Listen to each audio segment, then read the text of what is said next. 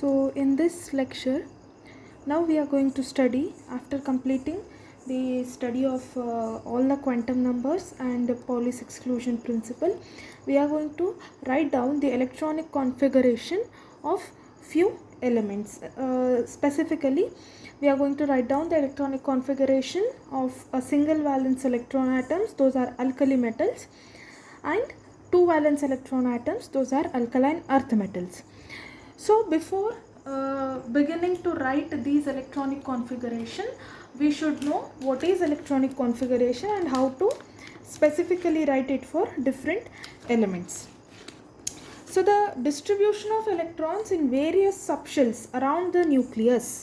The distribution of electrons in various subshells around the nucleus is known as electronic configuration. Say for example, any element has 11 number of electrons. Then how these electrons are distributed around the nucleus? This distribution of electrons is called as the electronic configuration.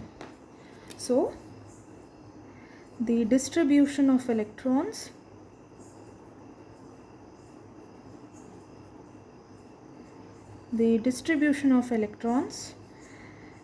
in various subshells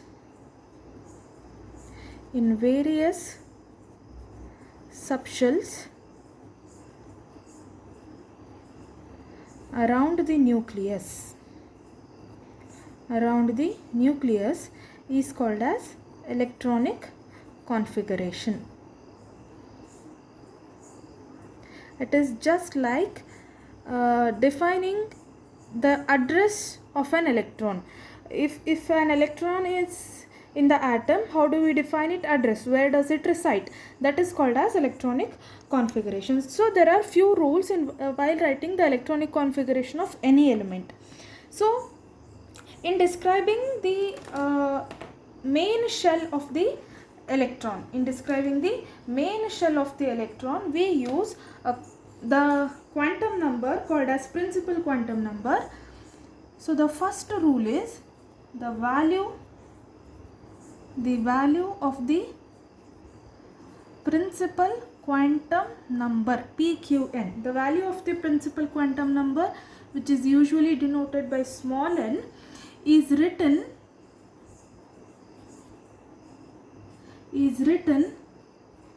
as a prefix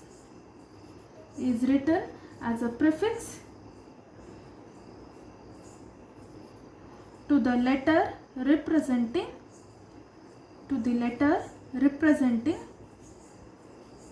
the value of L. We'll get to know the value of L in the next point. So while writing the electronic configuration, the value of the principal quantum number n is written as a prefix. It is written like this, NL. So it is written as a prefix to the letter representing the value of L. Now, how do we? There are few shells. Depending on the value of L, we can differentiate few shells. That we can write it as n value and the name of the shell. If the value of n is 1, the shell is called as K shell, capital K. If the value of n is 2, the shell is called as L, 3, M, 4, N. So depending on the value of n, the shells are named as K, L, M, N shells. Okay. So next, coming to the next point is, so the second rule is how to write the value of L. We now know how to write the value of N.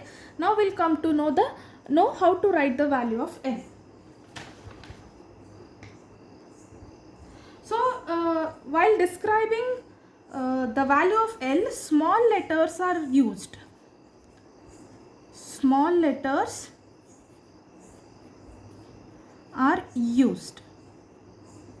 So how do we use these small letters? Here we shall list out the L value and its corresponding orbital.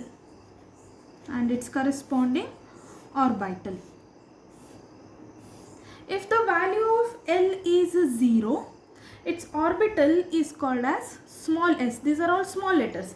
S orbital. If the value of L is 0, the orbital is called as s orbital.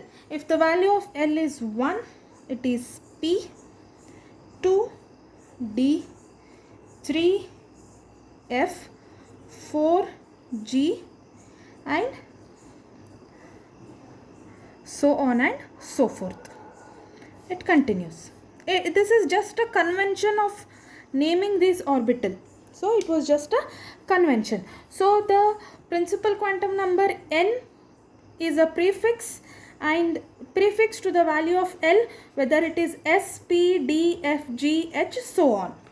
So these are the two rules while writing the electronic configuration. And one important thing we should remember here is, in a shell having value of n, the total number of electrons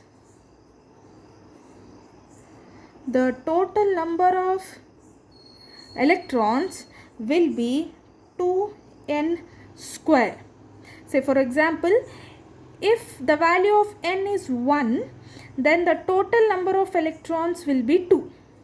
If the value of n is 2, the total number of electrons will be 2 square is 4, 4 2s are 8 number of electrons. So this will prove also, this will try to understand also while writing the configuration of few elements. Okay. So the first, as our heading states here, we should write down the electronic configuration of single valence electron atoms. Those are alkali metals. Coming to what are single valence electron atoms? So the single valence electron atoms are those atoms or those elements which have only one valence atom, that is, we'll try to understand here. If this is the nucleus denoted by N, and there are so many orbitals around the nucleus, if in the last orbital there is only one electron, then such atom is called as a single valence atom. It is called as a single valence atom. If in the last orbital or if in the valence orbital there is only one electron, then such atoms are called as single valence atoms. So when we look into our periodic table, we can see that, we'll just have a look here. When we look into the periodic table, we can see that the group 1 elements, column 1, so we don't call it as column, we call it as group 1 elements except hydrogen are called as alkali metals. So all these group 1 atoms have single valence electron. That means there is only one valence electron in its valence orbital, right? So to write down the electronic configuration, we should know its atomic number first. Then we can write down its electronic configuration clearly. So the first element in the alkaline materials, in the alkali metals, the first material is lithium. Its atomic number is 3. If you see here, it is lithium whose atomic number is 3. The second element is sodium, denoted by Na, whose atomic number is 11. So the third metal is potassium, which is denoted by capital K, whose atomic number is 19. Then the fourth metal is rubidium, denoted by Rb, whose atomic number is 37. Then fifth one is cesium, denoted by Cs, whose atomic number is 55. So once we know all the atomic numbers, we can easily try to write down the electronic configuration. So lithium has 3 electrons. So the first 2 electrons will enter the first shell 1 and the first orbital 1s2. It is now filled. Now the last electron moves to the second shell 2s1. 2 plus 1, 3. Now sodium, since it has 11 electrons, it will start filling from the beginning. 1s2, 2s2, 2p. Now 2p. P can accommodate a total of 6 electrons. 6 plus 4 is 10. Remaining 1 electron will enter the third shell s orbital. See, all these are filled orbitals or filled shells. The valence electron is in the last orbit. So the only 1 electron is there in the last orbit. Similarly for this is filled, this is the valence electron. Now for potassium is 19. So we'll start writing its electronic configuration. 1s2, 2s2, 2p6, 3s2, 3p6. So how many we have completed? 10, and this is 8. 18 we have completed. Next is, you may think we can write 3d 10, but so 3d has a higher energy than 4s. So 4s comes before 3d. So it is 4s, and the last 2 electron will enter this orbital. Now next is rubidium. See, if you can see here, it has a higher atomic number. So these higher atomic number will have a noble gas behind it. If you can see the periodic table, rubidium is 37. Behind this we have a krypton, which is 36. So we can easily write its electronic configuration as krypton. Whatever the electronic configuration is there for krypton, that is indicated in a square bracket krypton, and the next electron will enter 5s1. If you want to expand this, you will get the same electronic configuration also, right? So krypton 5s1. Now cesium 55, it is also a large number. So 55, here is cesium 55. Behind 55 we have 54, that is xenon. It is xenon. So xenon, we can write the electronic configuration as xenon, which has 54 electrons, and the last electron is going to enter the 6s orbital. It is going to enter the 6s orbital. Now this is how we write the electronic configuration of all these alkali metals. So the alkali metals have only 1 electron in its valence orbit. So it is called as single valence electron atoms, right? So now when we know the electronic configuration of these alkali metals, we shall try to study the features, the main features of alkali spectra. So this alkali spectra, that means the spectrum obtained by these using these alkali metals. So if you can see all these electronic configurations, only unpaired electron is in the last orbit. All the innermost orbits are paired. All the electrons in the innermost orbits are paired. These will hardly contribute to the spectra. So the contribution is only from this valence electron. Only from these valence electron. So now we are going to briefly study. We are not going to write down the transition of these transition in these alkali metals, but we are just going to study the main features of the alkali spectra. So as per our syllabus, we should study only the main features of the alkali spectra. So next we are going to move on to the sixth point, that is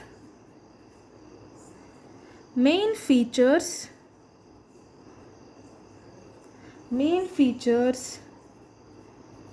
of alkali spectra.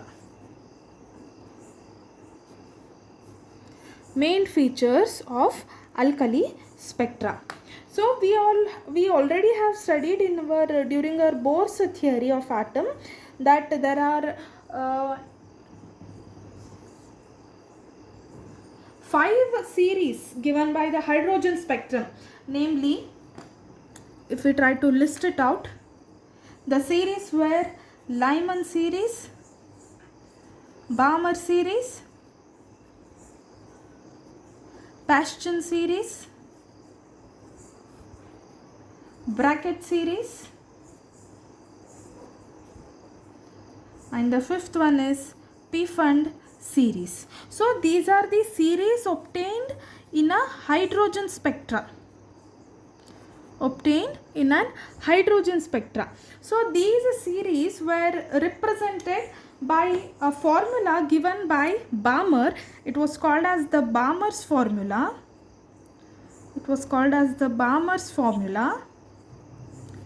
Which goes: the wave number of any spectral line is given by R is the Rydberg constant into 1 by n1 square minus 1 by n2 square. 1 by n1 square minus 1 by n2 square. So this is the famous Balmer's formula. Now where R is the Rydberg constant, n1 and n2 are the integers. In addition to hydrogen, other elements which are having the simplest known spectra, those are alkali metals. They have only one valence electron.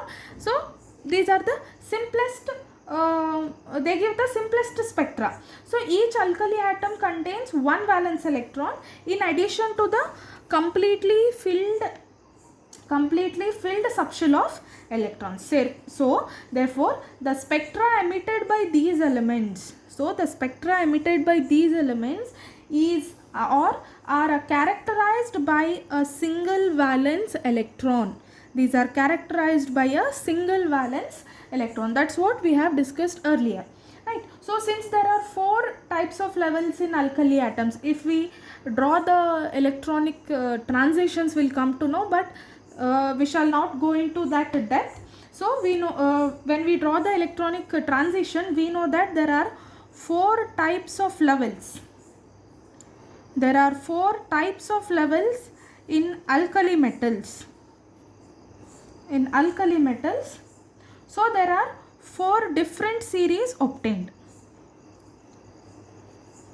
So there are 4 different series obtained in the spectra of alkali metals. So one by one we are going to list down and study these 4 series. So the first series is called as, the first series in the alkali metallic spectra is called as the principal series,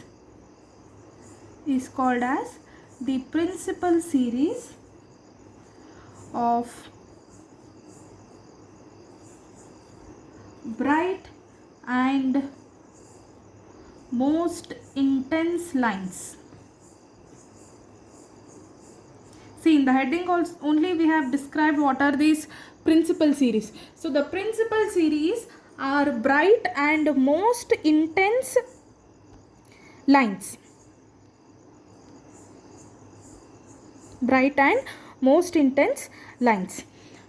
Now, when do we obtain these principal series?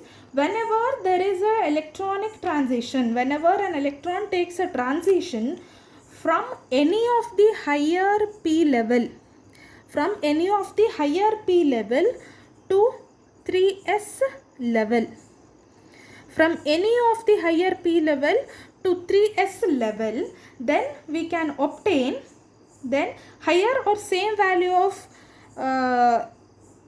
n, then we can obtain the principal series. That is, the value of n can be 3, 4, 5, so on. It can be as same as the s level or greater than s level. Whenever there is a transition of electron between these levels, then the brightest and most intense lines are obtained.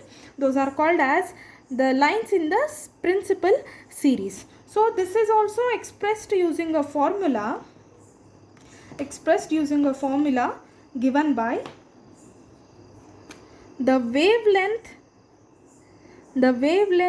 of the principal series. A spectral line in the principal series is equal to the Rydberg constant as seen in the Balmer formula into 1 by 1 plus mu s square whole square minus 1 by m plus mu p whole square. See, if we look at this formula, mu s is the level, or s is the level to which the electron is coming, and p is the level from which the electron is making a transition. It is written here. 1 plus mu s whole square minus 1 by m plus mu p square. M is another integer. So from P level there is a transition to S level. Like this you can remember this formula. Nu P bar, the wavelength of a spectral line in the principal series is Rydberg constant into 1 by 1 plus mu s whole square minus 1 by m plus mu p whole square. So the next series is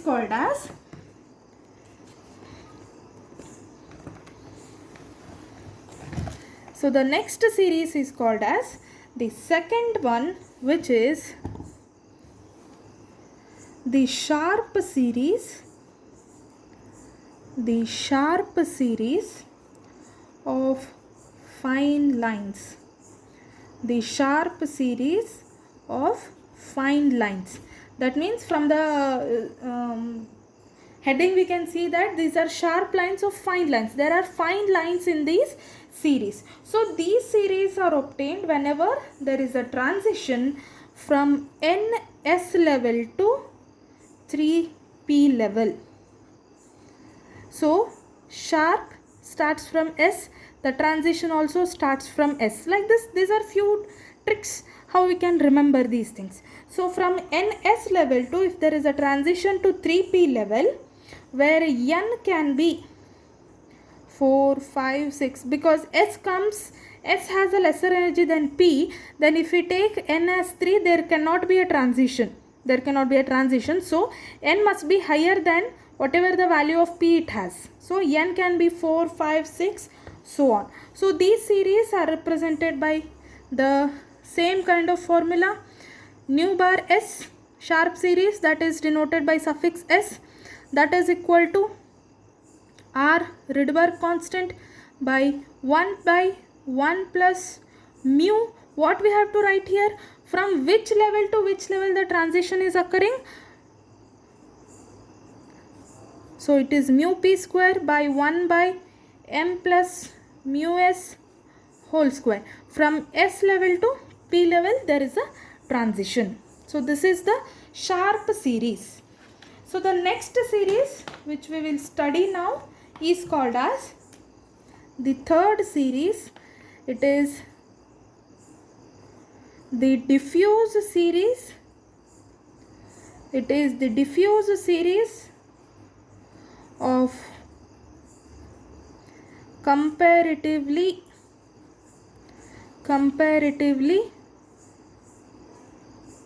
broader lines.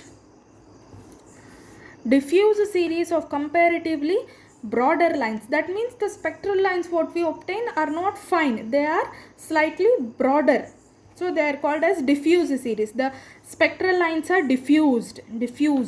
So broader lines. So these series are obtained whenever there is a transition, from ND level to 3P level. See, diffuse starts from D, transition starts from D. So from ND to 3P level, now N can have any value from 3, 4, 5, so on, because D is a higher energy level compared to P. So it can take value 3. So N is 3, 4, 5, so on. Now its wave number, it is nu D. So it is nu D, nu bar D is equal to Rydberg constant into 1 by 1 plus mu P whole square minus 1 by M plus mu D whole square. From D level to P level there is a transition. So this is the diffuse series. Next series is the fourth one, which is fundamental series in the IR region. So these series are having the wavelength in the IR region. So these are the fundamental series in the IR region. So these series are obtained whenever there is an electronic transition from NF level to 3D level. Whenever there is an electronic transition from NF level to 3D level. Fundamental starts with F, transition also starts with F. So here N can have any value between 4, 5, 6, so on.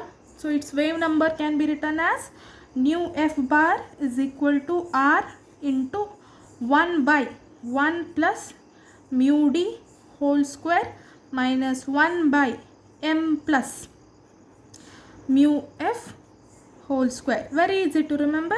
Transition is from F level to D level. Now to summarize all these series, we can write the first series is principal series. We can just write P series. The transition is from NP level to 3S level, PP. So the second series is the sharp series denoted by S series. So the transition is from NS level to 3P level, SS. Next is diffuse series. So the transition is from ND to 3P level. Fourth one is fundamental series. Transition is from NF to 3D level. So you can remember these are the, in small letters, these represent the orbital quantum number. SPDF, DF, here these are PSDF. So no need to bother about this. So PS, DF, and these are the transition.